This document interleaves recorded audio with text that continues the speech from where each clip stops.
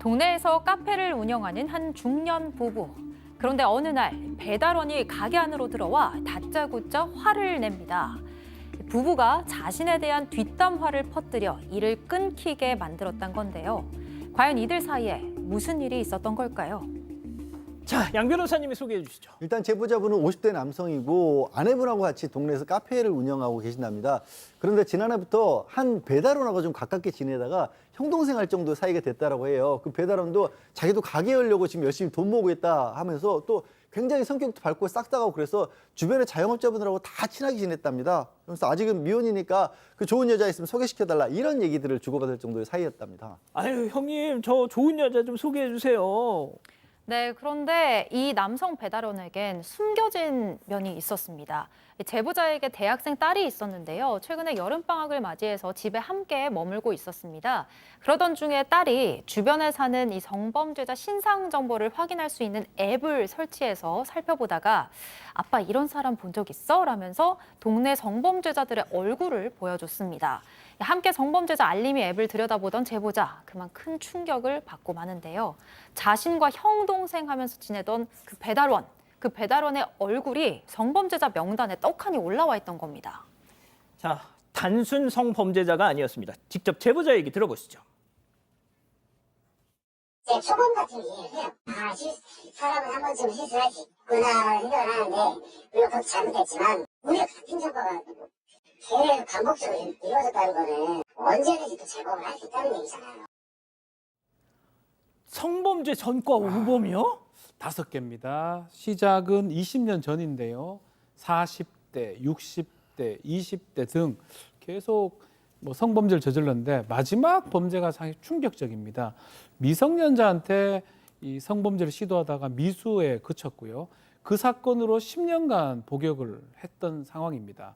복역을 한 후에 이제 나왔는데 그 알림 서비스를 보니까 꽁지머리 지금 헤어스타일 그리고 배달원 이름 나이 같은 거 보니까 모든 정보가 일치했다고 합니다.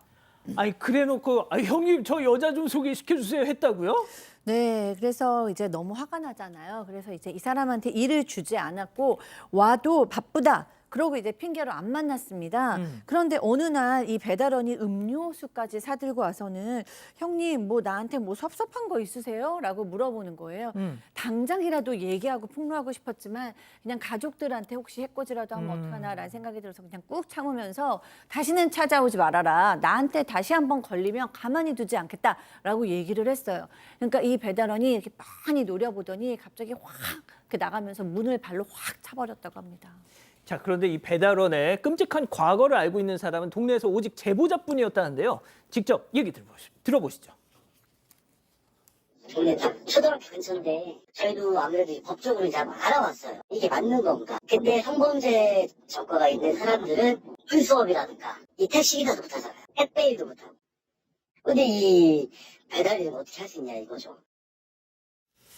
직접 나서셨군요. 네, 맞습니다. 제보자의 앞집에 딸과 함께 살고 있는 음식점 여사장이 있었는데 5년 넘게 가까이 지냈고 홀로 딸을 키우는 이 여사장의 사정을 제보자가 잘 알고 있었습니다. 그런데 성격이 활발한 이 배달원이 그 여사장과도 친하게 지내는 모습을 보고는 걱정이 돼서 혹시라도 여사장이 피해를 당할까 봐 결국 사실을 털어놓은 겁니다.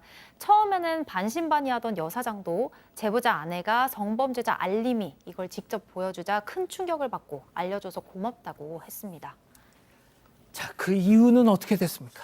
이후에 이제 배달원이 어느 날 갑자기 이제 가게에 들이닥쳐서 당신들이 뭔데 내 밥줄을 끊어놓냐. 당신들 소문내는 바람에 업주들이 내 배달을 안 받게 됐다라고 하면서 아니 나도 이제 집값 다 치렀고 그다음에 이제 착하게 살려고 하고 있는데 왜 살 길을 막냐. 그리고 당신들이 그 앞집의 사장님한테 내 성범죄 알림이 보여주지 않았냐. 이거 고소하겠다라고 법적 대응을 예고했다라고 합니다. 박 변호사님, 저희가 네. 이제 사건 반장하면서 이 성범죄자 알림이 제도의 어떤 많은 문제점, 허점 전해드렸잖아요. 그렇죠. 역시 이 경우도 그런 것 같습니다. 이게 만약에 그냥 언질만 만약 했다 그러면 좀 문제는 없을 것 같아요. 알림 한번 봐봐라 이러면 되는데 만약에 특정을 좀 했다 그러면 왠지 이제 명예훼손이라든지 다른 범죄의 여지도 있을 것 같고요. 그건 좀 다시 따져봐야 될 것 같고 중간에 이제 그 문제를 얘기를 했습니다. 택배기사 어떻게 할 수 있느냐 이 얘기를 했는데 사실 올 초에 법이 개정돼서 이제는 좀 어려운데 이게 이전에 있었던 일이기 때문에 소급이 안 됩니다. 아. 그래서 택배 기사를 하는 거를 막거나 할 수는 없고요. 만약 와서 계속 괴롭힌다면 뭐 접근 금지 신청이라든지 스토킹 등의 범죄에 따라서 경찰이 좀 신고하는 방법을 고려해 봐야 될 것 같습니다. 우리나라 이 성범죄자 알림이 같은 경우는 말이죠. 외국 같은 경우는 뭐 아예 동네 지역 신문에도 이렇게 어디에 이런 사람이 이사 옵니다. 광고가 나옵니다. 자, 그런데 우리나라는 혼자만 봐야 돼요. 이거를 어디 무슨 게시판 같은 데다 올린다거나 막 이렇게 돌리면 오히려 처벌을 받습니다. 자, 교수님. 전과 오범입니다. 물론 제정신 차릴 수도 있죠. 하지만 성범죄는 재범 확률이 유난히 높다고 하지 않습니까? 네, 그렇습니다. 이제 성범죄, 특히 이제 미성년자를 상대로 한 성범죄는 재범률이 너무 높은데 지금 보면 연령대가 너무 다양하게 5범, 5범이죠. 60대부터 40대, 20대 미성년자까지. 그렇기 때문에 재범률에 대한 가능성은 상당히 높겠다고 생각을 합니다. 그렇기 때문에 물론 본인도 일을 해서 재기할 수 있는 기회를 받아야 된다는 것도 맞지만 사실은 주민들이 안전해야 되는 건 더 중요한 문제잖아요. 그러니까 안전할 권리도 있고 가족을 지켜야 되는 책임도 있으니까요. 그래서 여기서 재기할 기회는 주되 강력한 규제가 필요한 지혜가 필요할 것 같고요. 본인도 본인이 5번이나 이렇게 성범죄를 저질렀기 때문에 이런 어떤 시선에 대해서 어느 정도는 감수를 하면서 본인이 정말 신뢰를 얻을 수 있는 만큼 노력을 해야 되지 않을까 하는 생각이 듭니다. 예, 대다수의 이 택배 일 또 라이더 일 하시는 분들이 뭐 이런 사람들 때문에 괜히 또 이렇게 의문의 눈초리를 받지 않으셨으면 좋겠습니다.